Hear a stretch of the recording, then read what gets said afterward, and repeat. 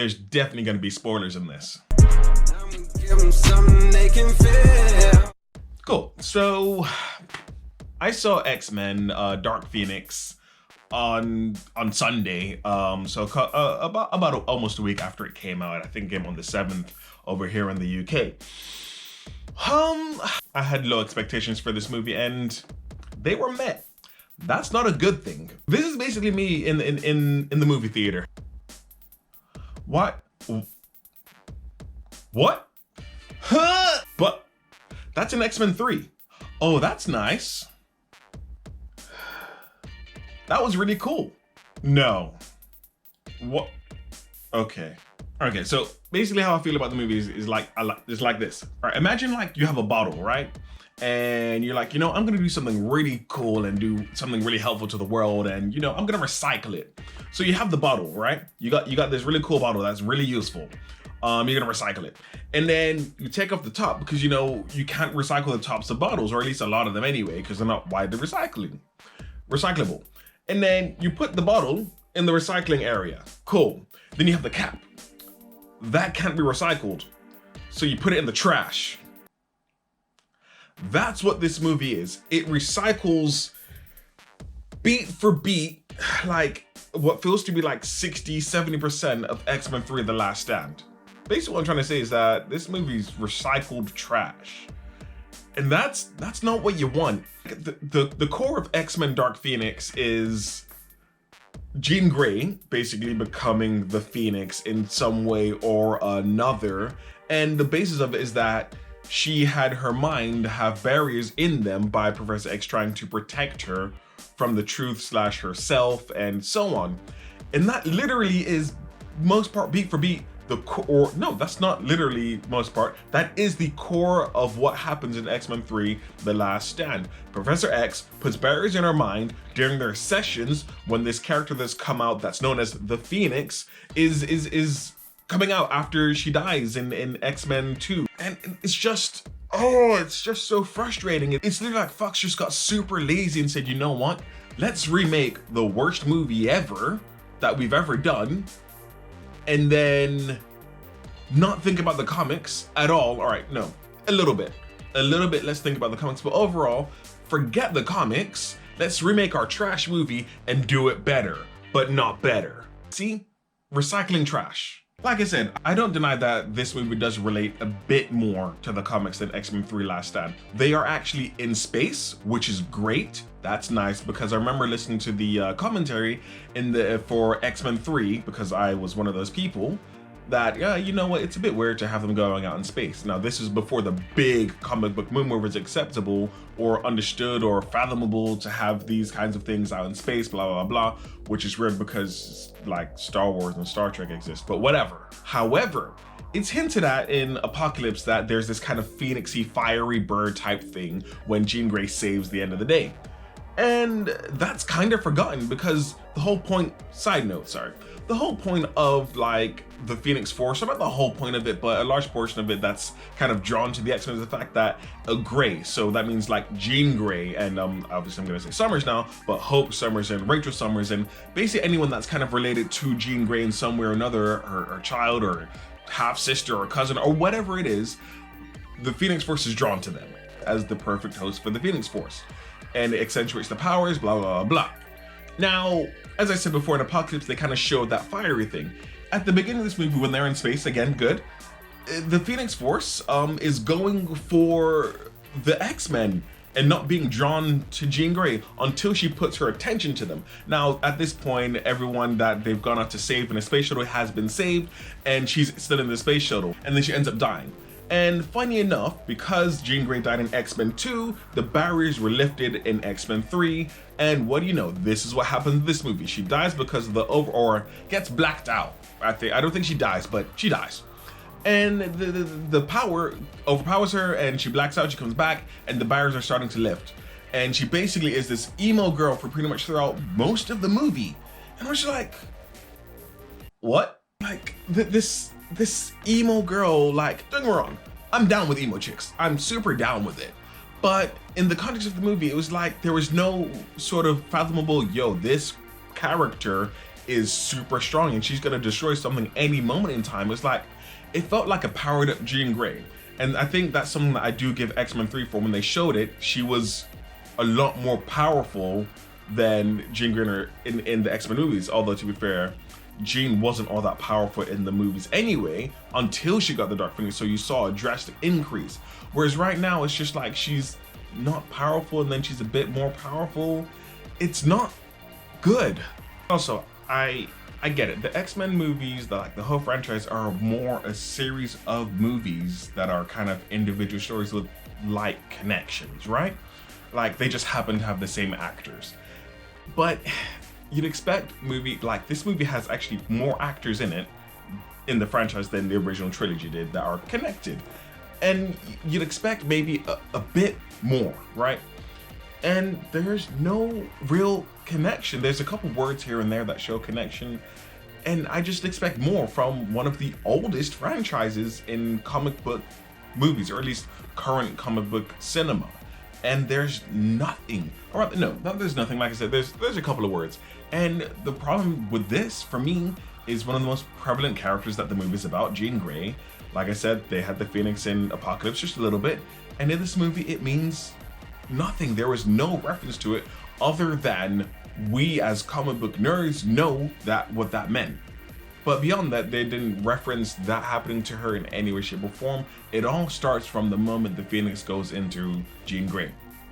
What I thought was good about this movie, rather than just crapping all over it, is that they referenced to the fact that the Phoenix Force is the Phoenix Force. They actually named it as that, and what the Phoenix Force actually is, it's a cosmic force that is death, destruction, blah, blah, blah, blah. However, I don't think they ever called it the Phoenix Force. They only referenced it as the Ty Sheridan's character Cyclops says, oh, you know what they're calling you now? The Phoenix, or Phoenix. I'm like, all right, cool, I see what you're doing, but if you kept it 100, it would have made it much better for us nerds, but they didn't, so whatever. So on to what is probably the best thing about this movie is the action scenes. Now, this is mainly in the last like hour, 45 minutes, half hour of the movie. The action scenes just wild. Like, I'm talking Nightcrawler steps the hell up, much better than he's been in any of the movies, probably except for X-Men 2 at the beginning of X-Men 2, but the other ones, yeah, he's been okay, and he's nowhere in X-Men 3, which is really weird. Magneto, whoo, oh, Magneto. You know, when people were talking about like Magneto's right, in this movie, his action scenes, Magneto's right. They actually showed him using his power, the intricacies of how he uses and controls metal, and he creates a force field around himself with the electromagnetic field. And I don't think they've actually ever done that in the movies.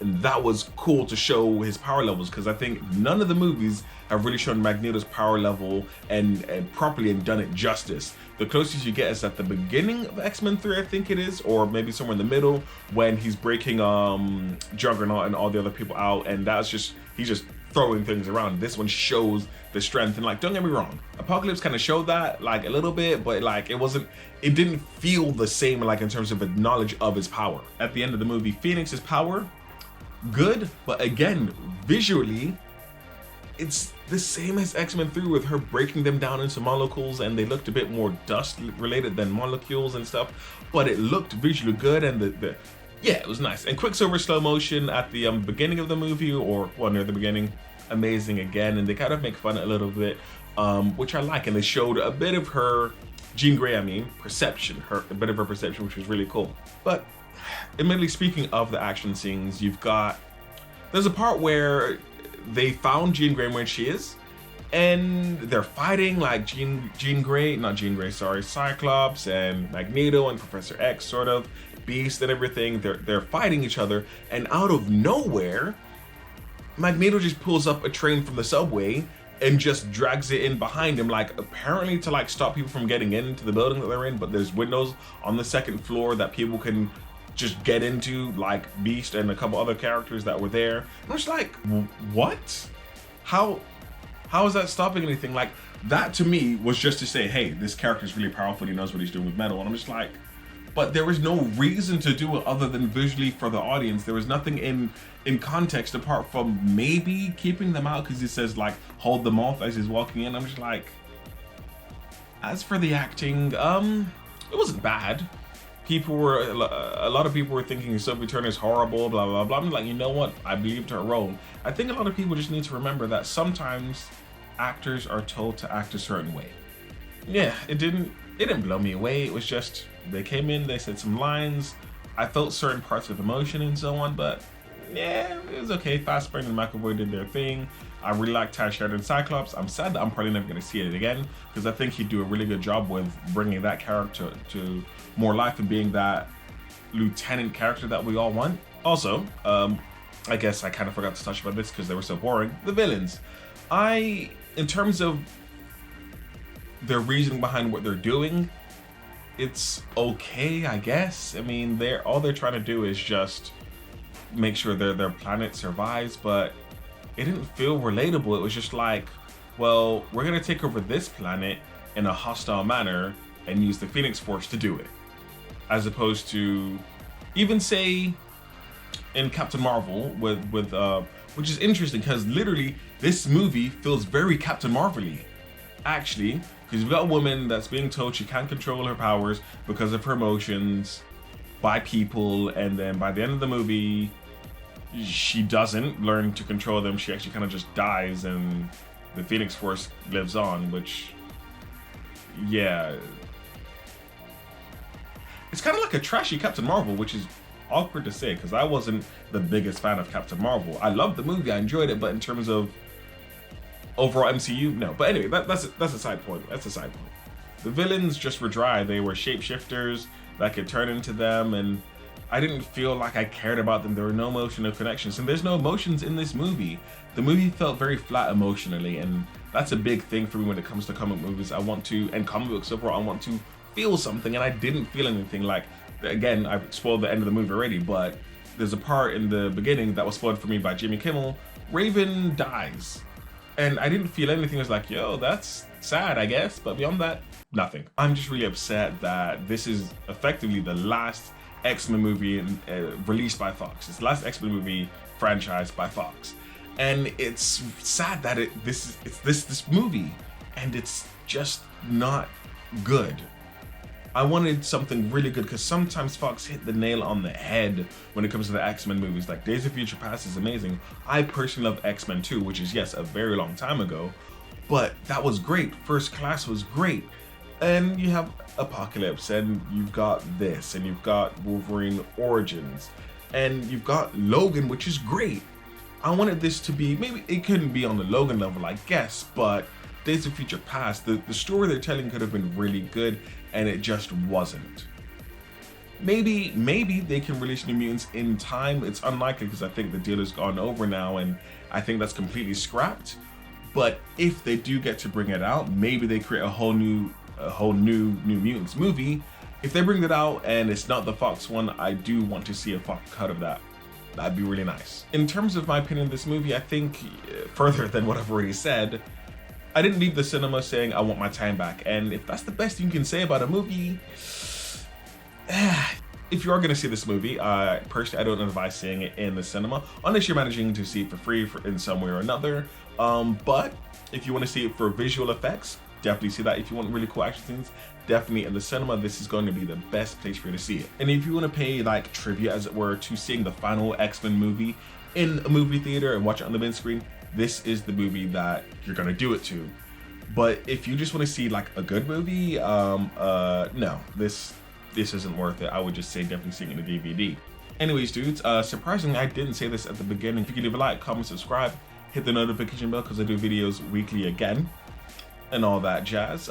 Share this video with your friends just in case you liked it, and if you didn't like it, share with your enemies, and hopefully they like it and so on, because then they'll listen to my voice and watch my face, my pretty face. There's gonna be videos in this area here. Dudes, I still don't have a sign off yet, so peace.